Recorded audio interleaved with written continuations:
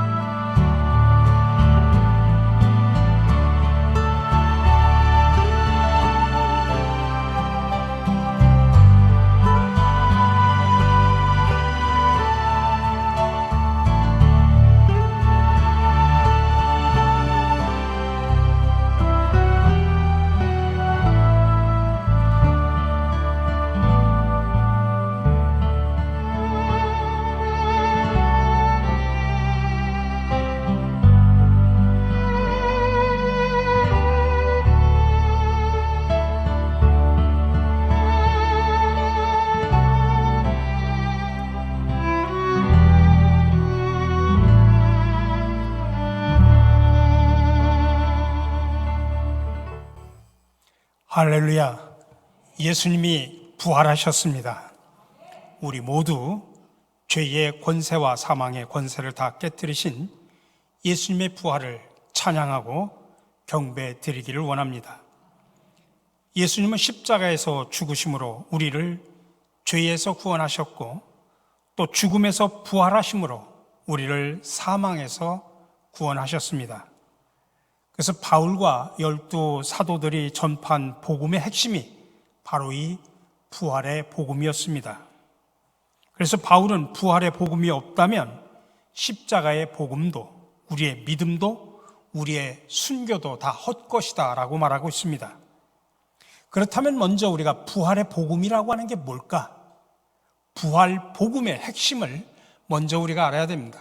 세 가지입니다. 첫째, 예수 그리스도의 부활을 말합니다. 예수님께서는 성경대로 우리의 죄를 위해 죽으시고 성경대로 부활의 몸으로 다시 살아나셨습니다.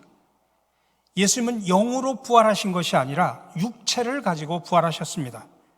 그래서 제자들에게 친히 손과 발을 만져보라고 하셨고 제자들과 함께 먹고 마시며 40일 동안 함께 하셨습니다. 제자들에게만 보이신 것이 아니라 500명이 넘는 많은 사람들에게 나타나셨고 그 사람들이 증인이 되어 예수의 부활의 복음을 전파했습니다.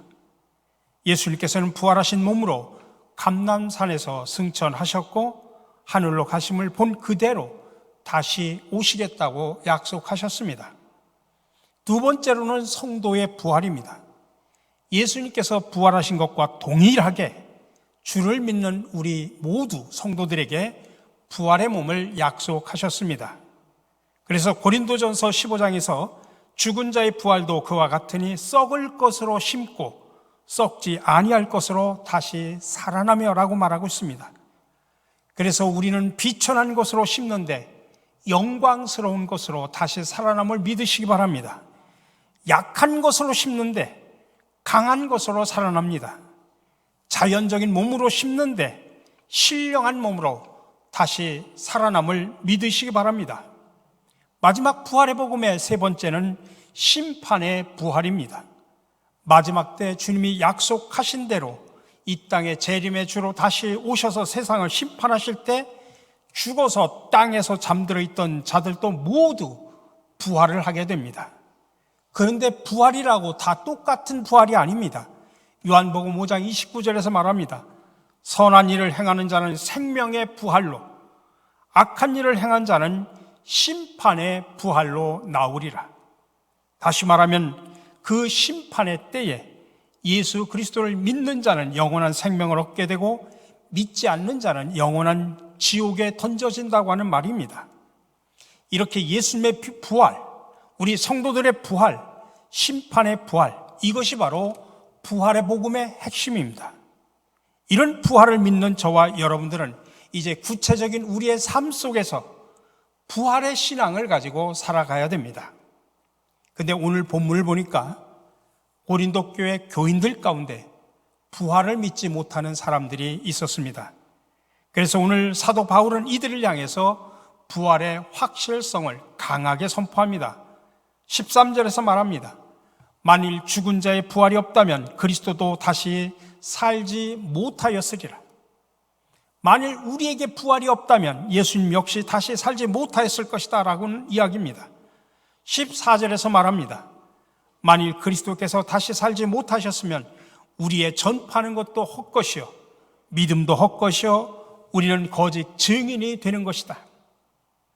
이렇게 기독교 신앙에서 예수께서 부활하신 것처럼 우리 역시 부활할 것을 믿는 것, 이게 바로 부활 신앙의 핵심입니다.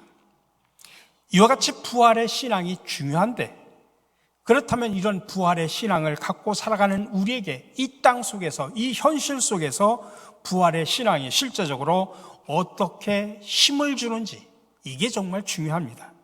그냥 우리가 1년에 한 번 절기에 지키는 기독교의 명절로서의 부활절, 또 우리가 여러분들 나가실 때 우리가 결한을 나눠드립니다만은 그냥 결한 정도 먹는 이런 정도로 우리가 부활절을 지켜서는 안 됩니다. 그래서 우리는 부활의 신앙을 가지고 두 가지 분명한 신앙의 모습을 가지고 살아가야 되는데, 첫 번째로 부활 신앙은 믿음으로 두려움을 이기는 신앙입니다. 히브리서 11장 27절에 보면 말합니다. 믿음으로 애굽을 떠나 임금의 노함을 무서워 아니하고 곧 보이지 아니하는 자를 보는 것 같이 하여 참았으며. 모세 이야기입니다. 출애굽 당시에 모세는 하나님의 부르심을 받아 고통당하는 이스라엘 백성들을 애굽으로 탈출시켜서 하나님께서 명하신 땅 가나안 땅으로 가려고 합니다. 근데 그 애굽의 바로 왕이 그렇게 호락호락하지 않습니다. 갖가지 이유를 대면서 모세와 이스라엘 백성들을 떠나지 못하게 합니다. 당시의 애굽 왕은 정말 최대 절대 권력자입니다. 아니, 스스로 신이라고 칭할 정도였습니다. 근데 모세는 그 바로왕 앞에서 당당하게 맞서서 하나님의 말씀을 전했습니다. 담대하게 두려워하지 않고 하나님의 뜻을 전합니다. 바로왕이 계속되는 협박에도 굴하지 않고 백성들을 결국에는 애굽으로부터 이끌어냅니다. 근데 그 모습을 히브리서는 어떻게 평가를 하냐면, 이렇게 모세가 바로왕을 무서워하지 않고 담대할 수 있었던 이유는 그가 보이지 않는 자를 보는 것 같이 하여 참았다라고 말하고 있습니다. 하나님께서는 눈에 보이지 않습니다. 그러나 마치 보이는 것처럼 믿음으로 바라보고 두려움을 이겨냈다고 하는 그런 이야기입니다. 여러분, 그러니 두려움이라고 하는 것은 오직 하나님을 바라볼 때 이겨낼 수 있다는 사실을 믿으시기 바랍니다. 미국 워싱턴에 가면 링컨 기념관이 있습니다. 박물관인데 거기에 보면 링컨이 애용하던 성경이 보관되어 있습니다. 근데 그 성경 속에 손때 이겨가지고서 눌린 손가락 자국이 있습니다. 여러 번 계속 같은 장소를 손가락으로 눌러서 생긴 그런 자국입니다. 그것이 어디냐면 시편 34편 4절입니다. 내가 여호와께 구하매 내게 응답하시고 내 모든 두려움에서 나를 건지시리로다. 그 구절을 눌린 자국까지 나도록 뒤풀이해 가지고 읽은 그 모습 속에서 우리는 링컨이 남북 전쟁과 그의 평생에 걸친 그 어려움 속에서도 하나님은 반드시 응답을 해 주신다고 하는 확신과 모든 두려움에서 건져 주신다고 하는 소망을 가지고 살았다는 사실을 우리는 알 수가 있습니다. 오늘 예수님께서 십자가에서 죽으신 후에 그 시체를 무덤에 묻었습니다. 근데 안식구 첫날 곧 주일 아침에 막달라 마리아가 무덤을 찾아갔다가 무덤 밖에 서서 울고 있었습니다. 왜냐하면 동굴 무덤의 문을 막아놓았던 그 돌이 옮겨져 있고 그 속에 예수님은 계시지 않았기 때문입니다. 한편 다른 제자들 역시 안식구 첫날 주일 저녁에 두려워 함께 모여가지고 문을 꼭꼭 닫고 있었습니다. 이렇게 마리아도 제자들도 모두 두려움 가운데 벌벌 떨고 있었습니다. 이렇게 두려움 가운데 있는 제자들에게 부활하신 예수님께서 찾아오셔서 말씀하십니다. 너희에게 평강이 있을지어다. 그러면서 손가락과 옆구리를 보여주십니다. 그리고 또 말씀하십니다. 너희에게 평강이 있을지어다. 부활하신 주님께서 두려워하는 제자들에게 평강이 있을지어다 라면서 위로를 하십니다. 여러분, 두려움을 이기게 하시고 그들 가운데 평강을 주셨다는 이야기입니다. 여러분, 이렇게 부활하신 주님께서 우리에게 주시는 첫 번째 은혜가 다른 게 아니라 바로 평강, 평안이라고 하는 것입니다. 그러므로 부활 신앙을 가지고 산다고 하는 것은 바로 이렇게 부활하신 주님을 바라보면서 두려움을 이기고 평강 가운데, 평안 가운데 거하는 것을 말합니다. 여러분, 세상에는 두려운 것들이 참으로 많이 있죠. 다양한 모습으로 우리 삶 속에 두려움이 엄습해 옵니다. 그러나 그 속에서 아무리 우리가 평강과 평안을 누리려고 해도 세상에는 없습니다. 너희에게 평강이 있을지어다 말씀하신 주님만이 우리에게 참 평강이고 평안임을 믿으시기 바랍니다. 그러므로 부활신앙으로 산다고 하는 것은 이런 평강을 주시는 주님을 의지하며 사는 것을 말합니다. 두 번째로 부활신앙은 믿음으로 죽음을 극복하는 신앙입니다. 고린도전서 15장 55절에 말합니다. 사망아 너의 승리가 어디 있느냐? 사망아 네가 쏘는 것이 어디 있느냐? 십자가 부활을 체험하고 믿는 사람은 죽음을 결코 두려워하지 않습니다. 왜일까요? 예수님이 내가 죽어야 될 그런 저주의 죽음을 나 대신 죽은 것을 믿고 있기 때문이고, 또 내가 살아야 될 영원한 부활의 삶을 나를 위해서 주시려고 먼저 살아난 것을 우리가 믿기 때문입니다. 그래서 사도 바울은 죽음을 두려워할 뿐만 아니라 심지어는 죽음을 사모한다까지 이야기를 하고 있습니다. 고린도 후서 5장 8절에서 말합니다. 우리가 담대하여 원하는 바는 차라리 몸을 떠나 죽는다는 이야기죠. 차라리 몸을 떠나 주와 함께 있는 것이다 라고 말하고 있습니다. 그러므로 믿음을 가지고 세상과 작별할 때까지 우리는 준비하는 삶을 살아야 됩니다. 부활의 소망이 지금 우리의 마음 구석구석까지 정말 흥건하게 스며들어 있어야 됩니다. 부활신앙이라고 하는 것은 먼 미래의 신앙이 아닙니다. 바로 지금 여기에서 생명의 주님이 나와 함께 하심을 굳게 믿고 흔들리지 않는 삶입니다. 우리가 사는 이 세상은 우리가 영원히 거할 처소가 아니죠. 그래서 우리는 잠깐 지나가는 나그네요 여행객이라고 말합니다. 그러므로 부활신앙을 가진 성도답게 죽음을 두려워하지 마십시오. 많은 사람들은 말합니다. 죽음이 끝이라고 이야기합니다. 죽음이 끝이기 때문에 현실에만 집착하고 또 함부로 절망하고 더더욱 중요한 것은 삶이 이 세상뿐이니까 수단 방법을 가리지 않고 세상에서만 잘 되려고 노력하고 서로 그냥 아기다툼하면서 살아가는 것입니다.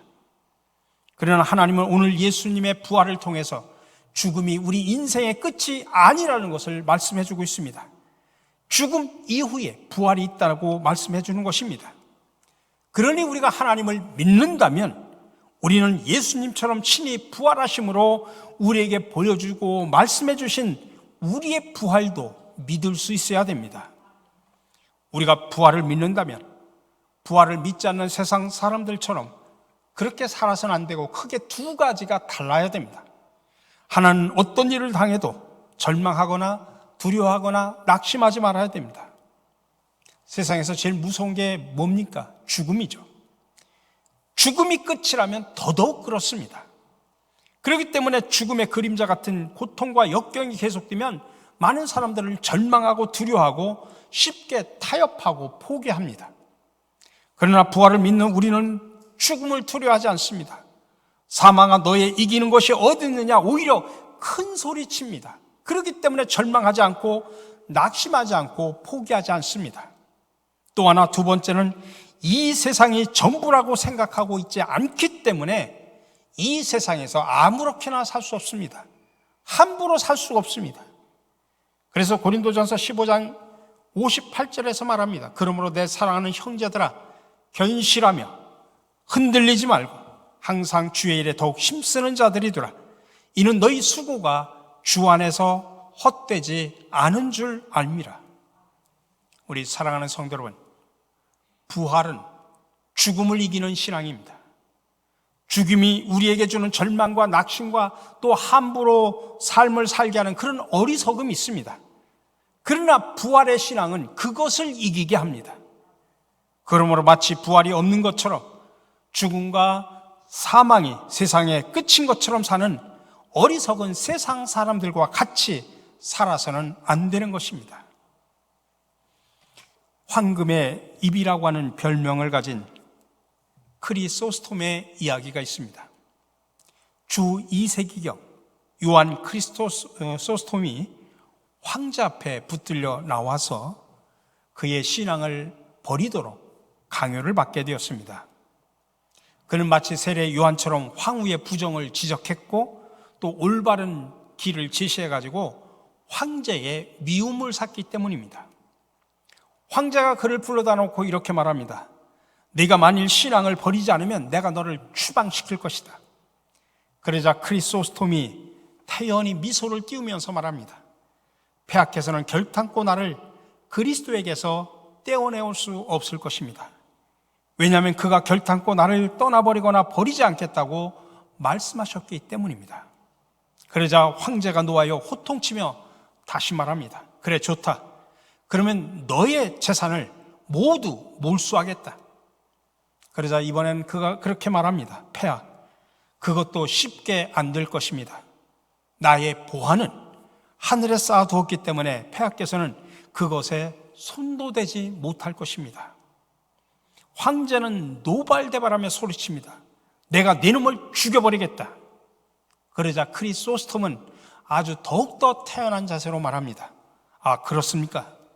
근데 그것도 그렇게 쉽지 않을 것입니다.